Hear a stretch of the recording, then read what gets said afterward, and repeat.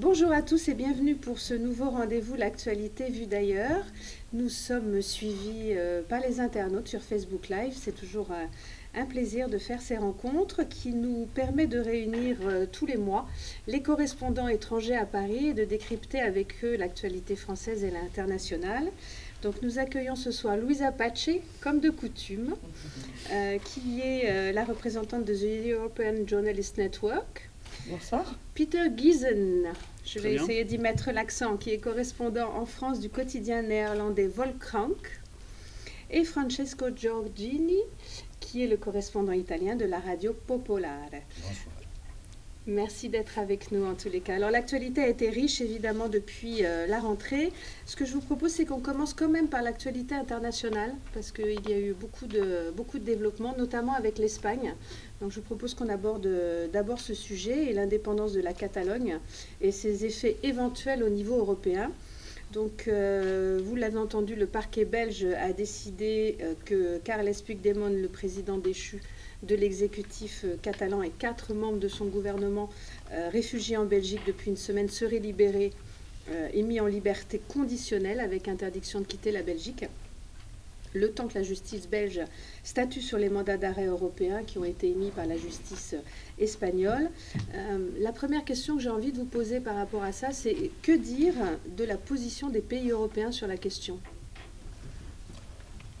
Ils sont, je dirais, le mot qui me vient plus vite à l'esprit, c'est qu'ils sont légitimistes.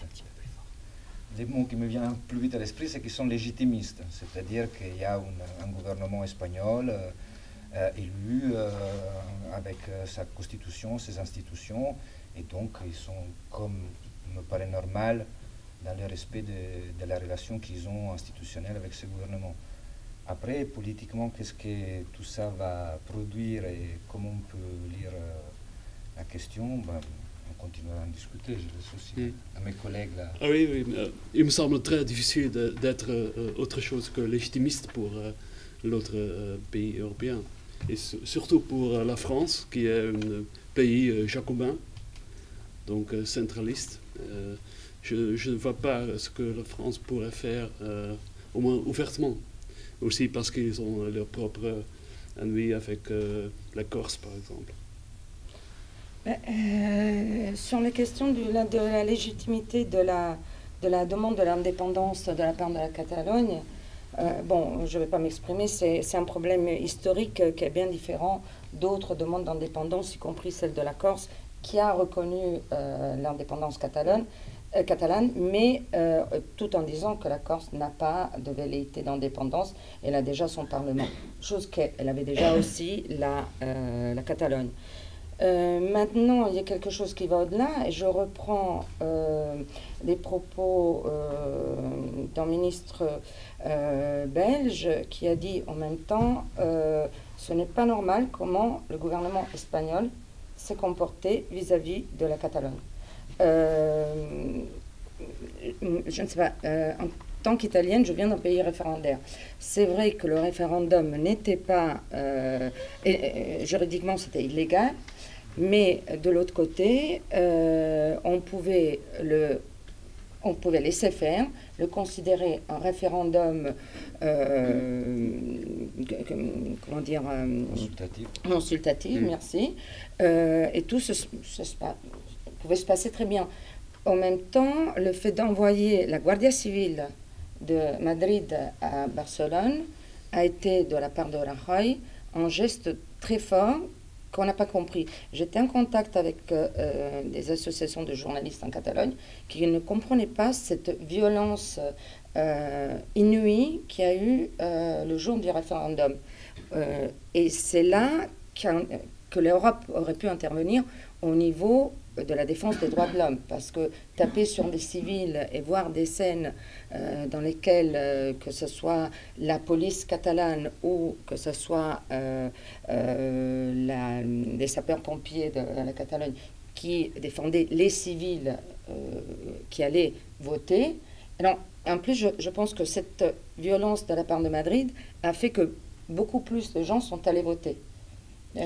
Donc il y a eu un enchaînement et, pour conclure, je n'ai pas compris qu'est-ce que Rajoy veut, c'est dans cette preuve de force, ni le roi qui se veut garant de la Constitution de toute l'Espagne, donc y compris de la Catalogne, mais que dans son discours a pris décidément le parti de Rajoy sans essayer de calmer le jeu, mais au contraire, il a mis de l'huile sur le feu. Donc c'est un peu compliqué. Qu'est-ce qu'il pense Madrid? Moi, j'aimerais aussi qu'on s'attarde sur la question politique en tant que telle, dans le sens que est-ce qu'il y a un danger, on est dans une phase de recul de l'Europe, de l'intégration européenne, dans une phase de crise relativement profonde, voire comment dire, structurelle. Et surtout des velléités indépendantistes, on voilà, le voit même donc, en Italie avec la Lombardie. Voilà, est-ce que à cette crise qui est déjà en cours peut se rajouter une sorte de crise, on va dire, politico-institutionnelle qui verrait les grandes régions européennes se dire dans cette situation on peut jouer une carte qui est celle d'une Europe fédérale faite de régions et pas d'une Europe confédérale faite de pays. C'est une idée qui a circulé longtemps dans les dernières 20 ans en Europe. C'est une idée qu'une certaine partie de ce qu'on peut appeler les pouvoirs forts financiers pourrait soutenir parce que les États sont quand même des interlocuteurs plus encombrants que les régions. Et puis une dernière chose, j'aimerais qu'on essaie de s'arrêter sur qui sont les indépendantistes catalans. C'est-à-dire que si on regarde un peu la sociologie, on découvre que, en gros, c'est parce qu'on a tendance à dire que la Catalogne, c'est la région riche de l'Espagne, et les riches ne veulent plus payer pour les pauvres, et donc, comme arrive en Lombardie chez nous, comme arrive ailleurs. Mais si on regarde bien, si on va voir la sociologie du vote, on découvre que c'est les Catalans plutôt modestes et jeunes qui ont voté massivement pour la séparation. Alors que les Catalans plutôt aisés et plutôt âgés, on les retrouve plutôt dans les rangs des unionistes et des légitimistes. Donc c'est peut-être un peu court de dire tout simplement la Catalogne, en région riche, ne veut plus payer par les régions plus pauvres. C'est peut-être qu'à l'intérieur de la Catalogne, il y a une partie des Catalans qui ont été, entre guillemets, plus victimes que d'autres de la crise, qui ont été moins favoris par la reprise économique, et que donc se pose la question à ce terme-là, pas nécessairement simplement en confrontation entre régions riches et régions pauvres. Est-ce que ça ne serait aussi, excuse-moi, je t'ai entendu, ça ne serait aussi un peu une défaite de l'Europe sur le problème que depuis des années, ils essayent de normaliser l'Europe et ils oublient la capillarité des cultures. Et donc, à un moment donné, à force de normaliser tous les pays, on a peut-être plus augmenté le sens d'appartenance à des cultures spécifiques. Oui, je pense que la mondialisation et l'Europe, l'immigration, tout ce développement ont conduit à monter des mouvements identitaires. Et ils sont surtout des mouvements identitaires nationalistes, comme en Autriche, par exemple. Et si à ça s'ajoute aussi des mouvements identitaires régionalistes, ça veut dire qu'il y a encore plus de problèmes pour l'Europe. Mais si on garde ce parallèle, on peut remarquer que les mouvements identitaires nationalistes sont souvent le fait des classes populaires. Oui. Donc on peut se poser la question si effectivement la même lecture on peut la utiliser pour l'indépendantisme catalan, qui est peut-être pas si franchement un indépendantisme entre guillemets on va dire bourgeois ou CSP+, mais qui est peut-être un indépendantisme là aussi plutôt populaire. Oui. Oui, je pense que oui, parce que aussi, si on regarde Barcelone, j'ai compris que c'est une majorité contre l'indépendance, et c'est la plus riche ville de la Catalogne. Est-ce que vous avez des questions? Oui. Merci de te présenter. Françoise Frère, journaliste indépendant. En fait, c'est un petit peu le même phénomène qu'en Angleterre. Le Brexit, si on regarde ce qui s'est passé, les CSP+, comme vous disiez, ne s'attendaient pas du tout. Ils pensaient que c'était de la rigolade, qu'il n'y aurait jamais de Brexit. Parce que...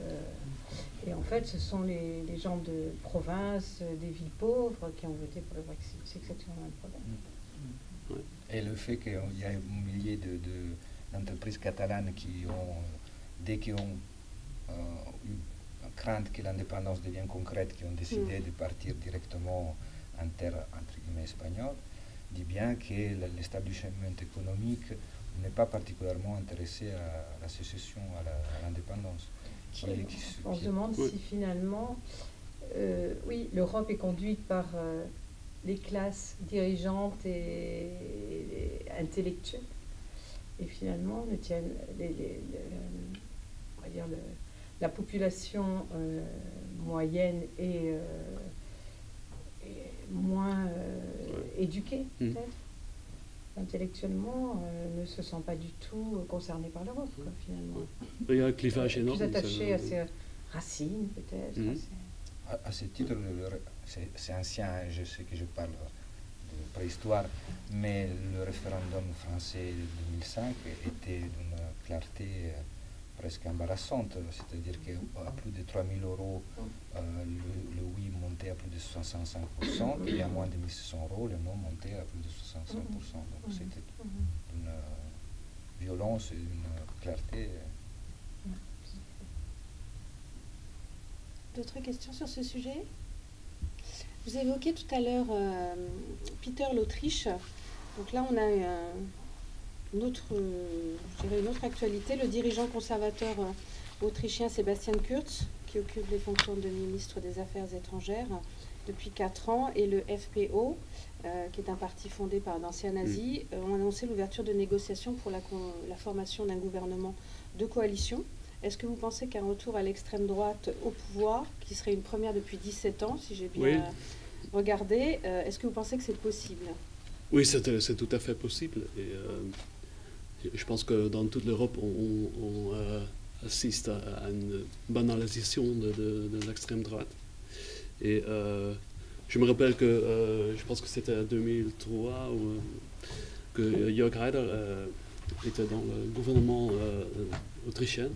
Et l'Europe a pris des sanctions contre l'Autriche, parce que c'était tellement en dehors de l'ordre normal de l'Europe. Et si on voit où on est aujourd'hui, il y a toutes les idées de Jörg Haider ont devenu un peu, comment on dit, mainstream. Il y a beaucoup des hommes politiques de partis traditionnels, comme en France, Sarkozy ou maintenant Wauquiez, qui ont plus ou moins imité ces idées, ou pris ces idées. Donc je pense qu'on peut s'attendre à un gouvernement autrichien avec l'extrême droite.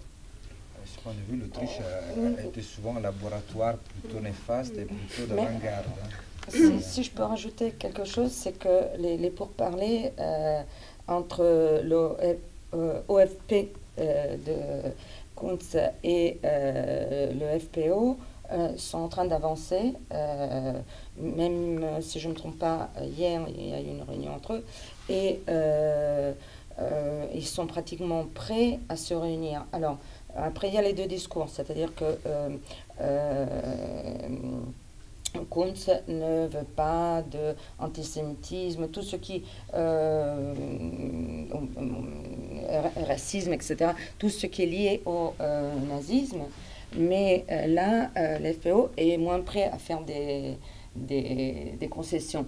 Maintenant, ceux qui vont nous dire et ceux qui vont faire, le pas est très... La marge est très étroite, parce qu'au fond, ils sont très proches. Après, on peut mettre une façade plus ou moins habillée d'une manière plus neutre, mais... C'est évident que les dernières 5 ans, avec la crise des migrants, il faut dire qu'ils sont de plus en plus fermés en Autriche. On a vu, c'était cet été, ils ont mis les chars sur la frontière italienne, au Brenner, et on est resté un peu comme ça, on s'est dit, mais à la frontière, c'est presque une déclaration de guerre. Alors, ils se sont retirés de 800 mètres et ils ont mis la police. Donc, et ils ont vraiment une politique anti-migrants et en même temps, ils veulent être en Europe. Alors là, il y a toujours la question, alors qui est en Europe actuellement?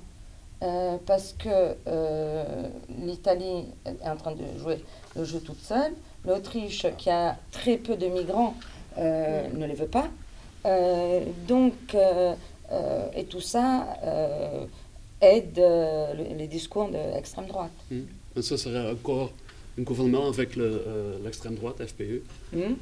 Ça sera encore un affaiblissement de l'Europe, je pense. Parce que j'ai compris que dans la campagne, il y a une discussion entre Kurz, ÖVP, et Strache, le FPE, qui est le meilleur ami de Viktor Orban. L'Hongrie est très contente moi, je suis le meilleur ami, et Strache aussi. Donc, ça veut dire qu'il y a aussi un lien entre ce nouveau gouvernement autrichien et l'Europe de l'Est, avec tout leur populisme à eux. Ils en ont mis du barbelé. Et avec toute la tradition et l'histoire qui va avec. C'est quand même, ça paraît dire, mécanique.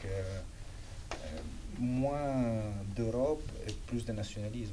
C'est presque des vases communicants. Et effectivement, il faut dire aussi que malheureusement, l'Europe n'a pas montré ses vertus. C'est-à-dire que si on fait le compte de quel est aujourd'hui, par exemple, le dénominateur commun des citoyens européens, c'est plutôt la précarité, par exemple. Ce n'est pas nécessairement. C'est-à-dire que le discours qui consiste à dire depuis toutes ces années que l'Europe a amené la paix et que c'est suffisant ne parle plus à grand monde.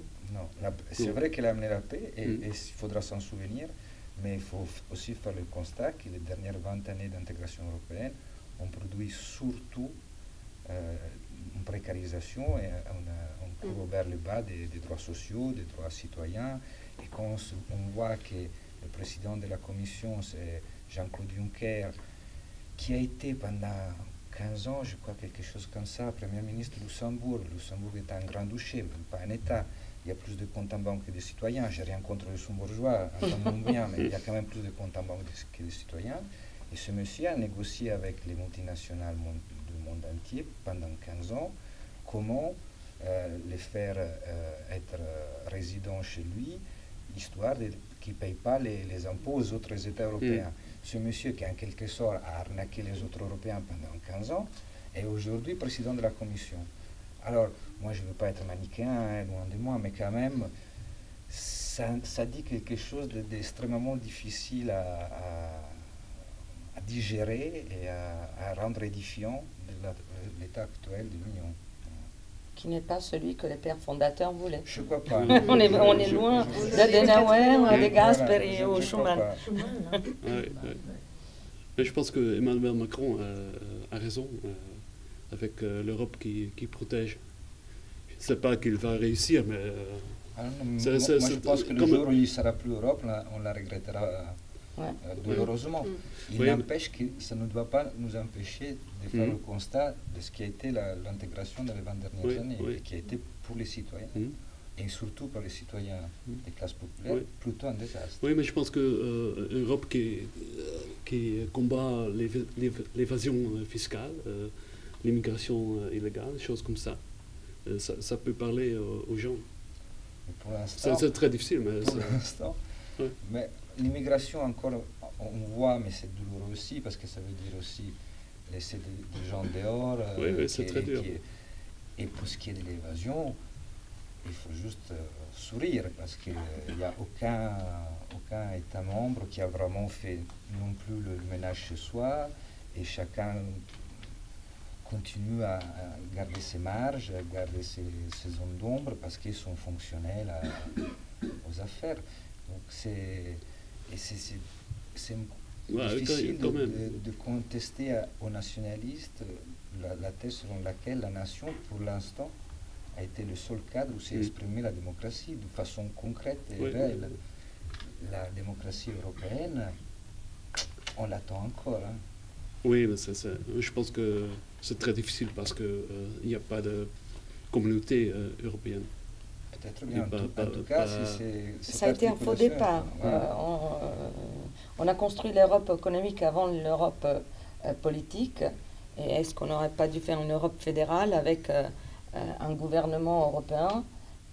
Parce que là, on voit tellement de pays qui ferment. On parlait justement de Orban et les pays de l'Est qui, on le disait, ils ne jouent pas le jeu. Parce que quand on pense à toutes les subventions, que ce soit l'Hongrie ou la Pologne, qui ils prennent, et entre-temps, ils mettent les barbelés parce qu'ils ne veulent pas leur quota de migrants, par exemple, il n'y a pas un réel contrôle de Bruxelles.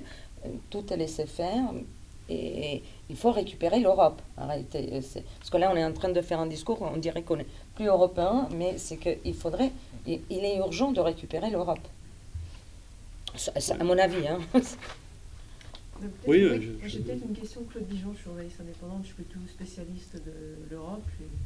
J'étais vraiment dans un domaine très différent, mais avec une vision internationale. J'étais dans la presse équestre. Et une question que je me pose, c'est finalement ces tensions qu'il y a, ces nationalismes qu'il y a dans tous les pays, est-ce que c'est lié à l'arrivée de Schengen ou pas? Pas que de Schengen, je pense du dispositif entier de l'intégration, et notamment du fait que cette intégration a produit une concurrence des salaires par le bas qui a été assez destructive pour les classes populaires européennes des pays qui avant se considéraient comme des pays. Quand les travailleurs italiens ou français sont mis en concurrence avec travailleurs slovènes qui sont payés 3 fois moins, ça devient compliqué après. Donc je ne pense pas que Schengen en tant que... Je pense que le désamour pour l'Europe date d'avant la crise des migrants, par exemple. Et par exemple, si on regarde justement, pour prendre un exemple, le référendum français qui est de 2005, c'était avant la crise des migrants, et pourtant c'était déjà très clair. Il y a une partie des Français, ceux qui étaient plus en souffrance, qui considéraient que l'Europe n'était pas la voie pour les aider. Et la partie des Français qui étaient moins en souffrance et plus intégrés, plus ouverts, plus outillés, pensaient que l'Europe était bénéfique. Donc, je ne suis pas sûr que Schengen... Je pense que la forme extérieure, après, les frontières deviennent, une fois qu'on se sent en danger, d'abord en danger économique, les frontières redeviennent une protection et donc on regrette de les avoir perdues et Schengen devient un symbole. Mais je ne suis pas sûr, en tout cas, à mon modeste avis, que l'origine du mal soit là. Ça a sûrement rajouté, ça a sûrement, et puis donné une forme tout de suite atteignable et concrète. Mais je ne suis pas sûr que principal mal de l'Europe vient de là. Et il est probable que la crise aussi de 2008, qui a réveillé les populismes un peu partout, a aggravé la situation considérablement. Oui. L'histoire montre qu'en cas de crise, tout le monde se renferme. Et puis finalement, est-ce que justement la crise de 2008 n'a pas fait que les gens les Européens, si on sort des grandes villes en particulier, qu'on va dans les territoires ruraux, est-ce que les habitants ne se sont pas sentis délaissés au profit de l'Europe? C'est-à-dire leurs problèmes à eux au quotidien n'ont pas l'impression qu'on les a considérés en fait. L'Europe travaille sur des problématiques qui ne les concernent pas directement, ou quand ça les concerne, ce sont des décisions contre lesquelles, qui vont à l'encontre de leur mieux-être. C'est souvent contraignant. Voilà, très contraignant, c'est ça, exactement. Si on prend les agriculteurs, par exemple. Et il y a aussi eu, oui, ça concerne les agriculteurs, oui, et en plus, il y a eu, dès le départ, une très mauvaise pédagogie au niveau des pays, parce que en tant que European Journalist, on avait fait des voyages même dans les pays de l'Est, Lettonie, on est arrivé jusqu'à la Russie, Lettonie, Estonie, etc. Et à la limite, ils en savaient plus des pays de la vieille Europe que nous, où est la Lettonie, où est la... mais la pédagogie au niveau des directives, l'application des directives, parce qu'attention, chaque pays applique ou pas les directives européennes à sa guise. Donc, ça n'a pas été expliqué, ça a été imposé. Et dans ce sens-là, je pense justement que les populations rurales ou les petits villages, les petites villes, qu'on voit souvent, par exemple en France, on prend le Front National puisqu'on parlait des populismes, c'est plutôt les petites villes où il y a très peu de problèmes qui votent Front National. Donc, il y a une incompréhension totale. Et je pense qu'on a manqué de pédagogie. Même nous, les journalistes. Mais je pense aussi qu'il y a quelques problèmes de base, en quelque sorte. Moi, à ce titre, je crois que dans notre ordre du jour, il y a aussi l'entrée du parti d'extrême droite au Bundestag. Et on peut continuer sur ça, d'ailleurs. Il faut se souvenir comment est né ce parti. Ce parti s'appelle l'Alternative pour l'Allemagne. Je ne sais pas le traduire en allemand, mais la traduction française, c'est l'Alternative pour l'Allemagne. Ce parti n'est pas un parti populiste ou nationaliste classique, on va dire. Ce parti est né par un appel d'économistes qui, pendant la crise de la dette grecque, donc si je ne me trompe pas, 2011, quelque chose comme ça, pendant la crise de la dette grecque, un groupe d'économistes, on va dire conservateurs, ont fait un appel pour une alternative pour l'Allemagne, c'est-à-dire l'alternative c'était on ne soutient pas la Grèce, on la laisse tomber, on se détache de la mutualisation européenne. Et aujourd'hui, ce parti qui était donc un parti, si on veut, technocratique en quelque sorte, un parti d'experts, est devenu la nouvelle incarnation du populisme et du nationalisme allemand. Et ce n'est pas anodin, c'est-à-dire que moi à l'époque, j'avais utilisé une expression un peu violente, mais qui aujourd'hui me fait plus écho, qui était les Allemands sont passés de la pureté du sang à la pureté de la dette. Parce qu'à l'époque, notamment Schäuble, le ministre des économies allemand, disait les Grecs, on ne peut pas leur faire confiance. Parce qu'ils ont triché pour entrer en Europe, grâce à Goldman Sachs, mais ça, passons. Et donc, on ne peut pas leur faire confiance, il y a un problème de confiance. Donc, comme quoi, il fallait une pureté de la dette, et cette pureté de la dette redevient un peu une pureté du sang, parce que maintenant, le nouvel étendard du parti de l'extrême droite allemande, c'est la fermeture aux étrangers, et le fait de ne plus donner des citoyennetés de façon relativement aisée, comme ça arrive en Allemagne pour les immigrés. Et cette manque de solidarité envers les Grecs est bien, comment dire, une des origines du mal européen. C'est-à-dire que tant qu'on continue à faire les comptes en ce mode-là, chacun fera d'abord le compte dans sa poche. Et si tout le monde fait d'abord le compte dans sa poche, ça va être difficile d'imaginer qu'on a un destin commun et qu'on a un désir, voire un devoir de solidarité. Donc, la naissance de ce parti est pour moi particulièrement emblématique du mal qui ronge l'Europe.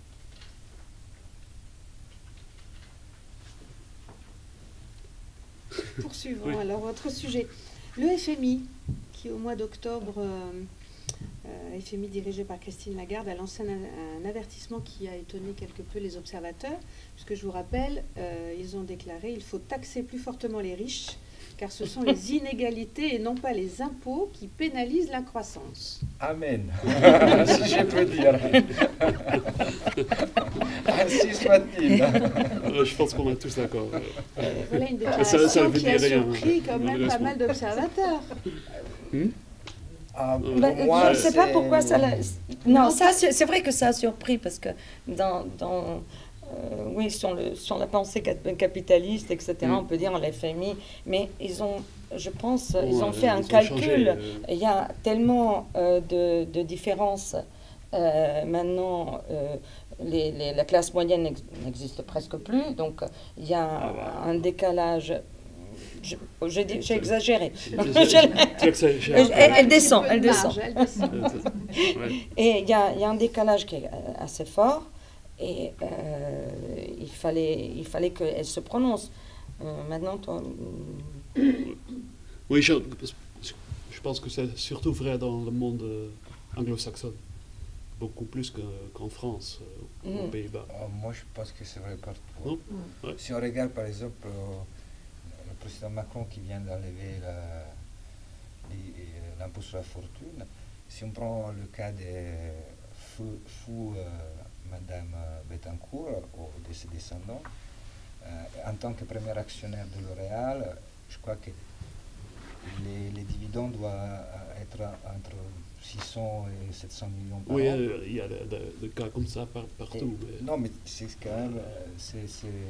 si on regarde Mais je pense que la classe moyenne française vit toujours assez oui, bien. largement par rapport au monde entier, mais Ouais. qui est quand même... Il y a un fort symbolisme dans les cas comme si on Bettencourt. regarde un des seuls secteurs qui n'a pas subi la crise en 2008, c'est le luxe, par exemple. Le luxe monte. Il n'y a jamais eu autant de dépenses somptuaires dans le monde qu'en ce moment. C'est-à-dire que tous les secteurs somptuaires, le Ouais, c'est une tourisme... bonne remarque, ça. le Il y a les luxe. pays émergents aussi. Hein. Ah oui, mais ça n'est pas diminué dans les pays occidentaux, hein, le luxe à cette époque-là. Ça a encore augmenté dans les pays émergents, mais en général, si on regarde au jour d'aujourd'hui, ce qu'on appelle les dépenses somptuaires, c'est-à-dire non productives, non reproductives, non de santé, et on va mettre aussi l'éducation dans la reproduction, parce qu'on est... Mais si on regarde le tourisme, la consommation d'objets immatériels, la télé, le cinéma, etc., et le luxe, c'est des secteurs qui sont en constante croissance. Donc on ne peut pas dire qu'il y a manque de moyens, parce que sinon il n'y aurait pas autant de dépenses somptuaires. Donc la question n'est pas de produire de la richesse. La richesse, il n'y en a probablement jamais eu autant. Et on pourrait citer Le Monde aujourd'hui qui explique comment la politique monétaire large des banques centrales depuis 2008 fait qu'il n'y a jamais eu autant de pognon dans le monde et que le problème c'est la redistribution de ce pognon. Et si on ne redistribue pas, c'est à la place que réduire les inégalités, augmenter le niveau moyen de vie, on continue à accumuler à haut. Quand on pense qu'Apple a 100 milliards juste stockés dans les paradis fiscaux, ces 100 milliards réinjectés dans l'économie réelle feraient beaucoup de bien et ainsi de suite. Donc le problème est vraiment là. Je pense que le FMI l'a dit, c'est peut-être le début d'une prise de conscience et d'un travail mais ça va quand même à l'encontre de l'intérêt immédiat du capital qui est celui de se valoriser, pas de se redistribuer. Et on revient quand même à l'Europe et les organisations internationales, je pense. Tu en as ri, mais il faut quand même imposer et taxer les riches dans un cadre international. Ah oui, on ne peut pas Sinon, le faire au niveau national. il y a la fuite de capitaux et tout ça. D'accord. Donc, et je pense qu'il y a quand même un petit peu de progrès. Si on voit par exemple l'imposition d'Apple en Irlande, c'est un début, mais c'est quand même... Ça a pris du temps. quelque chose. Oui. Et aussi dans le monde... Oui, mais c'est un signal. Oui, c'est un signal. Début. Comme il y a un signal, les Panama Papers, Ouais. qui sont en train de... Mais ça doit être juste... je suis d'accord. La violence du système actuel est telle que si on ne fait pas quelque chose, ça va mal finir, hein, parce que le populisme et nationalisme montent aussi, parce qu'il n'y a pas... Donc, je pense que c'est, comment dire, il faut se souvenir comme faisait Roosevelt pour redistribuer la richesse, faisait tout par terre et puis le remplissait. Ça, c'est typiquement la démonstration que la question n'est pas la quantité de richesse, mais comment on la redistribue. C'est-à-dire que... Mais comme disait Peter, en effet, ça doit être fait au niveau européen, sinon on continue à déplacer... Au niveau mondial. Au niveau mondial même, oui. D'ailleurs, oui, on parlait de l'Europe. On était... Ça vient du FMI. Et je pense que justement, ça vient de l'FMI parce qu'ils ont Ils ont une vision, oui. Une vision d'ensemble. Et je pense que le Brexit est structurel pour le monde entier. Mais le Brexit est un Pardon, danger. Le Brexit est vraiment un danger en ce respect parce que je crains que les Britanniques feront ce qu'ils ont fait toujours, attirer la fortune de partout et devenir une sorte, comment on dit, tax haven en Europe. Paradis fiscal. Paradis fiscal. Merci. Comme ça, la reine n'aura plus besoin d'aller Ah oui, ils sont trouvés, oui. prendre ses Ça, œufs pour le gosse, chez c'est son magnifique. Madeleine. Ça montre comment l'évasion fiscale a banalisé. C'est même la reine.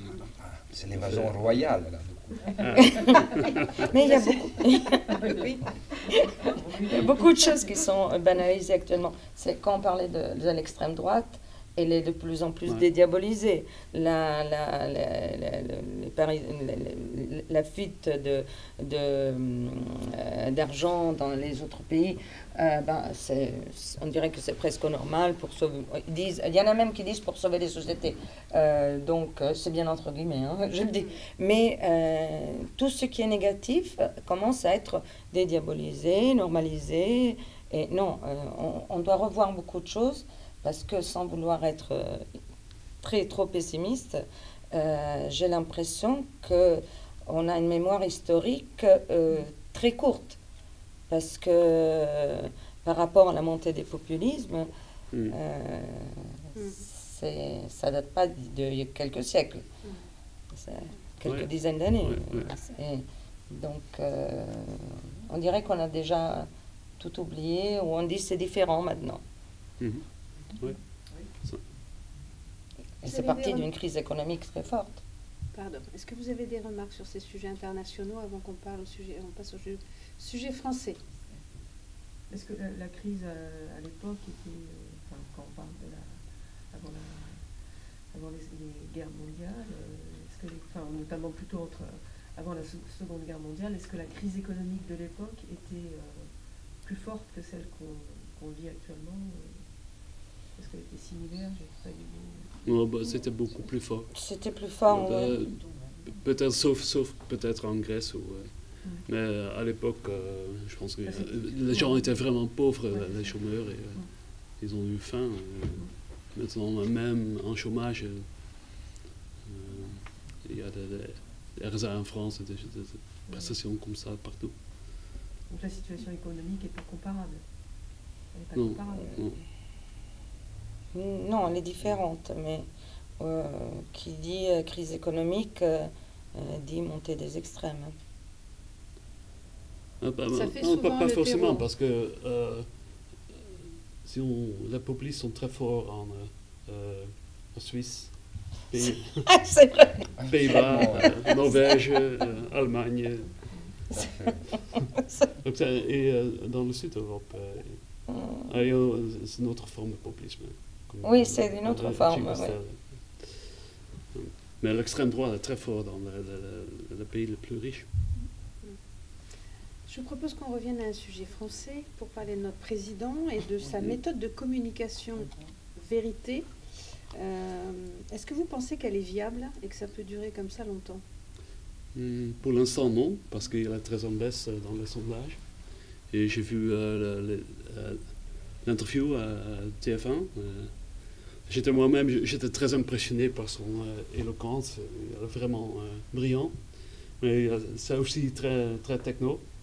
Et je pense qu'il parle à la France qui va bien, comme on dit. Et il ne parle pas tellement aux gens dans les classes populaires dont on a parlé tout à l'heure. Mais je pense pour vraiment juger Macron, il faut attendre. Il fait un pari de faire des réformes, d'inspirer une sorte de confiance qui va libérer l'énergie. Et je pense que il espère que dans 3 ou 4 ans, l'économie va vraiment marcher et il peut être réélu. Alors ça c'est sur le fond, mais moi je vous parlais de la forme. Ce qui m'intéressait, c'est votre regard d'étranger sur la forme, quand même un peu différent de ce qu'on a eu jusqu'à présent.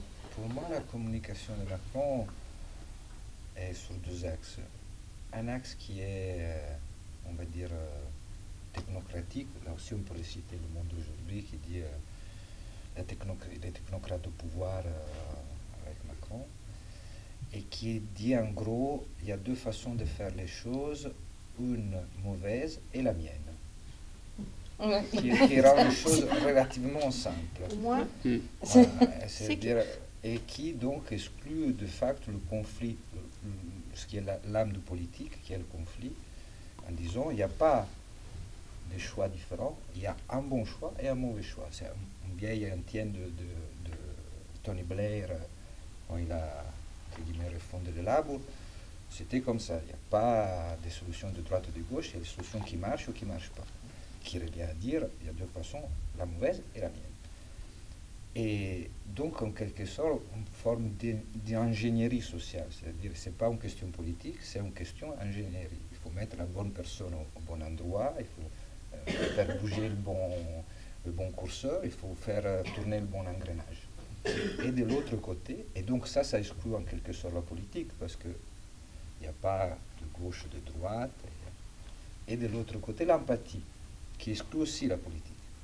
Qui est, je joue au tennis, je mets le t-shirt de l'OM, je descends dans le sous-marin en tenue de sous-marinier, je suis au contact des gens, je mets les mains sur mes concitoyens, je les touche. Je fais des bourdes. Voilà, éventuellement, mais qui n'est pas là aussi, n'est pas la politique, c'est l'empathie.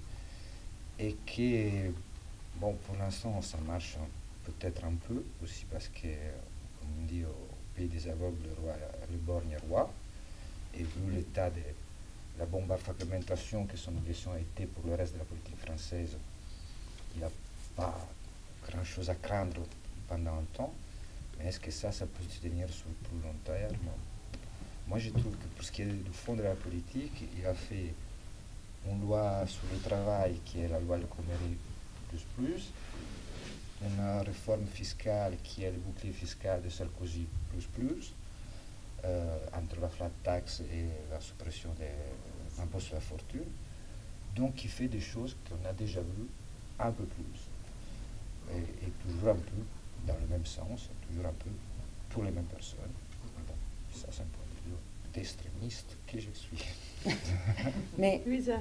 à part le fond, je suis assez d'accord avec l'extrémiste. Mais bon, il faut laisser le temps au temps parce que peut-être qu'il va réussir des choses. J'espère que son européisme aboutisse à quelque chose parce que c'est vrai que c'était le seul en plus. Mais je trouve que dans son discours, il manque de conditionnel. Quand il parle officiellement, je ne dis pas quand il est dans la foule où il sort des choses. Il a deux langages et ça, c'est pas bien apprécié.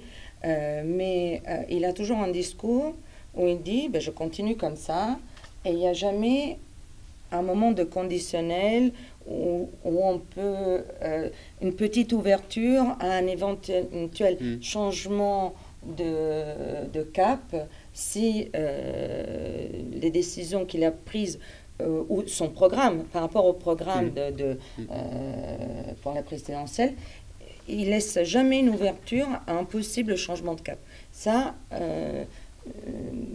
alors je ne sais pas politiquement dans le fond si il y a une réflexion derrière, est-ce qu'on peut le changer, mais c'est inquiétant le fait qu'on doit forcément aller dans un sens parce que la vie, l'économie, etc. ne sont pas si strictes que cela. Et donc, au niveau communication, il le fait après 5 ans d'Hollande, avec un président qui régulait tout le temps. Et il a suivi de près. Et je pense que c'est aussi une réaction à la politique de François Hollande et la présentation de François Hollande, d'être le président jupitérien. Oui. Tiens, François Hollande, ça fait un moment qu'on en parle pas. Et puis Francisco a utilisé un terme qui est assez symptomatique, de dire qu'il a lancé une bombe à fragmentation sur l'opposition. Oui. Sur la politique en général.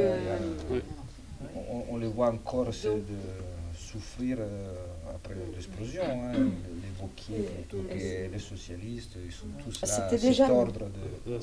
Il y en a aussi bénéficié... D'accord, mais il y a quand même... L'effet a été démultiplié par cette élection. C'est vraiment Françoise? Oui, est-ce qu'il n'est pas justement en position de force? Il n'a pas d'opposition, donc il a intérêt à avancer. C'est inquiétant qu'il n'y ait en pas bulldozer d'opposition. pour le moment, à d'accord. faire toutes ces réformes. Il peut tout passer aujourd'hui. Il n'y a pas d'opposition. Attention, Mais il y a parce pour le moment qu'il n'y a pas d'opposition. il y avait un autre monsieur en Europe qui n'avait pas d'opposition, qui s'appelait Matteo Renzi, qui était Mm. un peu dans la même situation, qui avait fait On les a comparés. exploser C'est vrai, vous avez le pas reste ça. du cadre politique. D'ailleurs, pas mal de conseillers de Macron avaient pris Renzi un peu comme, comme une forme de modèle possible. Et ce monsieur qui semblait avoir toutes les cartes en main, et en face il y avait qu'un Berlusconi à moitié à terre, ou une gauche morcelée, etc. Ben, ce monsieur, un jour, il a fait un référendum et il s'est retrouvé face à un mur de désapprobation qui l'a remis, qui du jour au lendemain l'a remis à être plus le premier président du Conseil omnipuissant qu'il pensait être. Donc, moi, je pense qu'effectivement, il a une grande avance sur toutes les oppositions, mais il n'a pas un grand soutien dans le pays, et il n'a pas une grande cote de popularité, il ne suscite pas une grande adhésion, et que ce genre de choses, dans le dispositif dans lequel on vit, peuvent vite se cristalliser en quelque chose qui peut être une élection européenne, même si c'est dans très longtemps, ou un référendum. Alors effectivement, la situation institutionnelle de Macron est hyper enviable, c'est-à-dire qu'il a tous les leviers et en gros, aucune échéance dangereuse à court terme. Mais sur le capital politique qu'il pense avoir, je pense qu'il devrait être prudent. Oui, ça c'est un peu dans la logique de 5e République. Je pense que le gagnant a une majorité un peu artificielle. Dans mon pays, Pays-Bas, avec une proportionnelle, il faut négocier jusqu'à...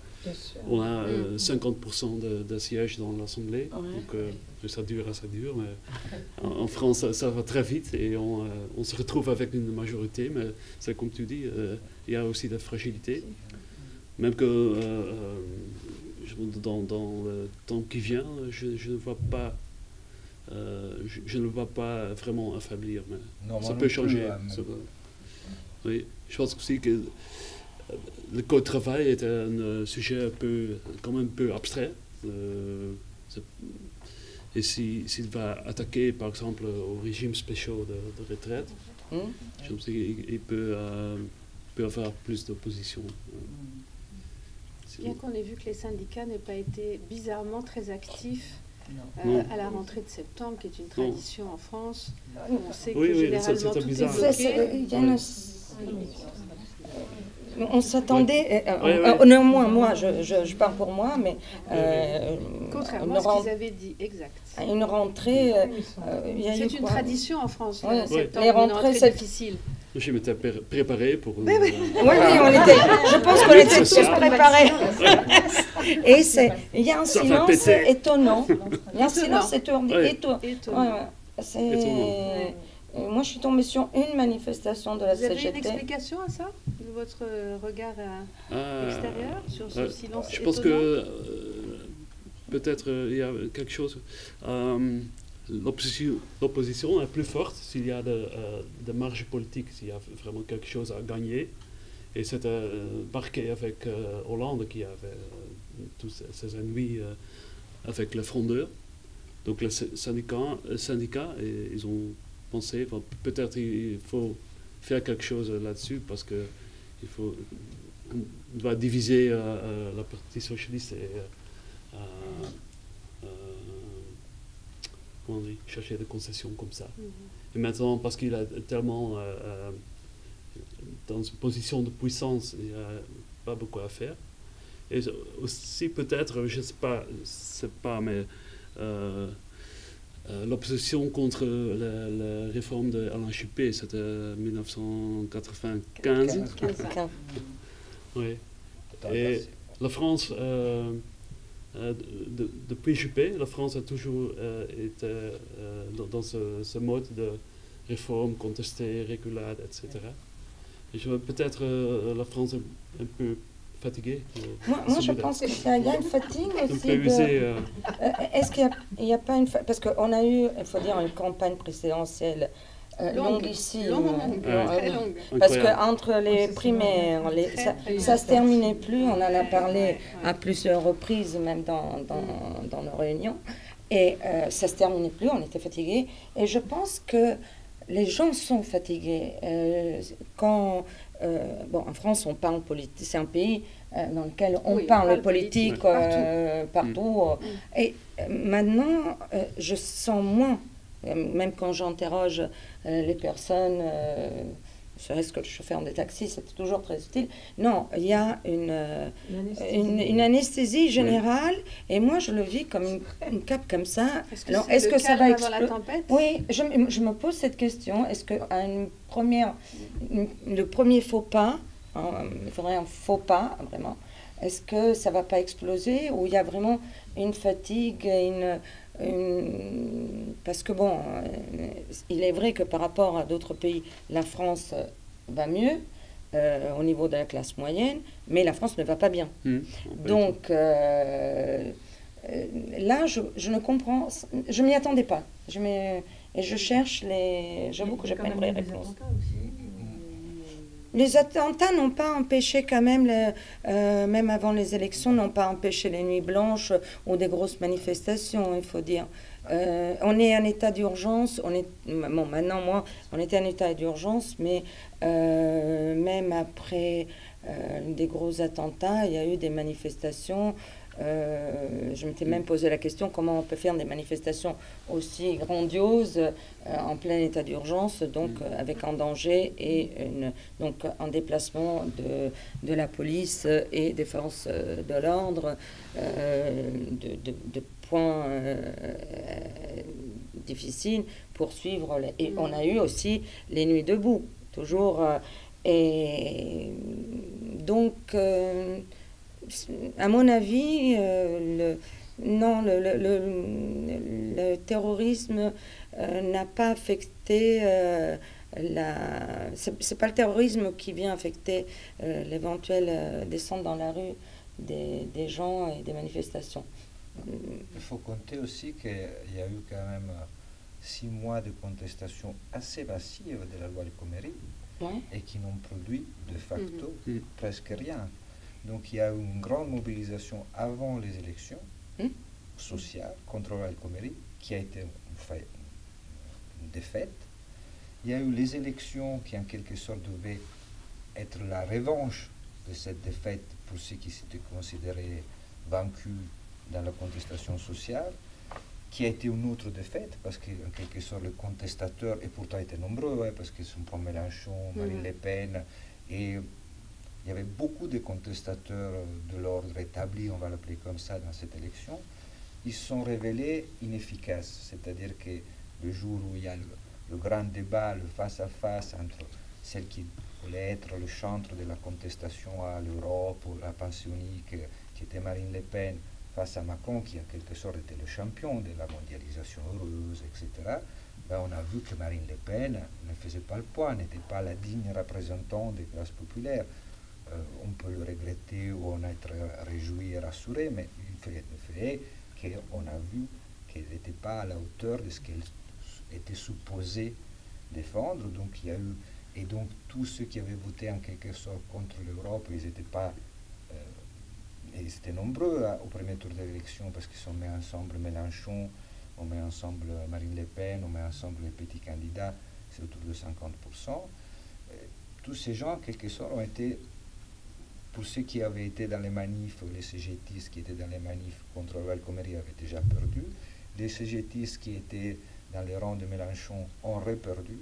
À force de perdre, on se décourage. Donc, moi, je pense que l'état actuel de la contestation sociale est le fruit de ce qu'on vient de vivre et de 2 victoires successives, de ce qu'on peut appeler, si on veut rester dans des victoires qui me montrent bien, qui était une victoire de ce qu'on appelait la bourgeoisie.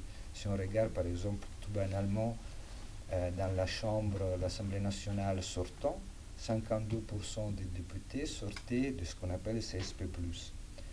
Dans les candidats de Macron, ce pourcentage montait à 70%. Donc quand Macron parle de société civile, par exemple, il ne faut pas se confondre. Il ne parle pas de la société civile en tant que telle, il parle des dirigeants de la société civile. Ce n'est pas tout à fait la même chose. Donc il y a eu 2 victoires successives, et quand on s'en prend plein la gueule 2 fois de suite, après c'est difficile d'y retourner. Mais il est vraiment très, très proche des entrepreneurs et c'est un séducteur. Moi j'ai eu l'occasion d'assister à une conférence de presse pour la présentation de la filière sportive. C'était au moment où il était ministre du budget, je ne sais pas quelle année c'était, mais je le voyais en tribune, enfin je l'observais comme ça, il est dans une séduction incroyable avec les gens, quoi. Hein, plus que d'autres peut-être, j'ai l'impression. Un peu comme était Sarko. Hein. Oui, mais Sarko, il est Ah oui, oui, non mais il est... Oui. Non, mais Moi, c'est je vrai trouve qu'il a, beaucoup plus il a eu... sympathique. Moi, je passerai une soirée avec Sarko volontiers, avec Macron, je ne suis pas sûr. Hein, dans sa manière de... Non, mais c'est vrai que beaucoup de gens la qui preuve, des réunions comme ça, ou des conférences... Sur ta blague, c'est vrai que les ayant rencontrés professionnellement tous les deux, oui, décidément. Et les tests de Macron dans les bains de foule ont été une catastrophe. Sarkozy, c'est quelqu'un de beaucoup plus chaleureux. Il a su avec toute son hystérie, avec tous ses délires. Mais moi, je le trouve plus humain. Peter n'a pas l'air du tout de votre avis. Non, je pensais que Moi, je trouve plus Macron, humain que Macron. par exemple, à Amiens, chez Whirlpool, Oui, était très courageux. oui, oui. Il est intelligent. Très bien fait. Il est capable de mettre le courage à la disposition de son intelligence, ça c'est sûr. Oui. Mais ça ne veut pas dire être chaleureux ou être... Chaleureux, pas Sarkozy non plus. Sanguin, on va dire. Au sanguin, ça, on ne peut pas vous le retirer. Clairement. Il a quand même des minutes qui étaient limites. Moi, j'ai déjà vu au moment de l'inauguration d'un bâtiment dans les Hauts-de-Seine. Donc, j'étais assez près de lui, j'étais là, je faisais des photos notamment. Donc, mais je les ai, ces photos, je les ai gardées. Mais les mimiques, c'est incroyable. J'ai des mimiques d'un type quand même pas bien à l'intérieur. Ah oui, mais ça, pour moi, c'est un signe d'humanité. Moi, les gens qui sont parfaitement centrés, moi, j'ai plutôt tendance à me méfier. Donc, moi, ce côté Louis de Funès, je trouvais ça particulièrement rassurant. C'est un joli mot de la fin, ça. Merci en tous les cas, vous trois, pour ces analyses pertinentes et intéressantes sur tous ces sujets. Et puis, Louisa, rendez-vous le mois prochain pour une nouvelle édition. On va voir qu'est-ce qui se passe. Merci aux internautes qui nous ont suivis. Et puis voilà, rendez-vous en décembre. Merci. Merci de votre accueil. Avec plaisir.